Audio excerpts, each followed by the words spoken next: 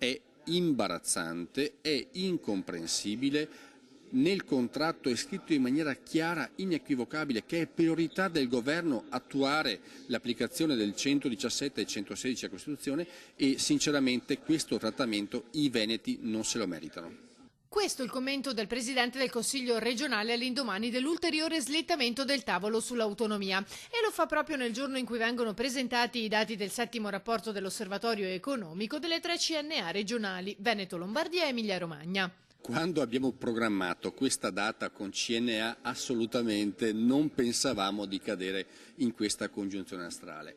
Sono numeri chiari. Dobbiamo cercare di attivare all'interno della nostra regione quello che è una sinergia per promuovere lo sviluppo dell'impresa, lo sviluppo del territorio.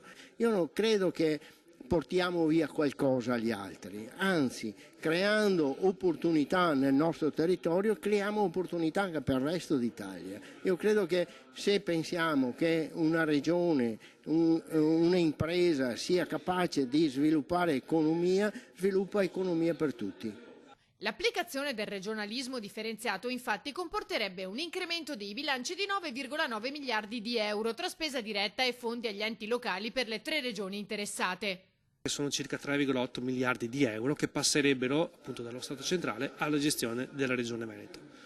Questo ovviamente avrebbe effetti positivi sul bilancio regionale, incrementerebbe di circa il 30%, ovviamente con maggiori risorse ci sarebbero anche maggiori competenze da gestire. Non solo. Abbiamo visto che la partita finanziaria delle risorse che si sposterebbero è importante, ma non è una cosa che scasserebbe a nostro avviso i conti pubblici, perché siamo nell'ordine di circa appunto 3,8 miliardi, di cui 2 sono rappresentati dai costi del personale del comparto scolastico.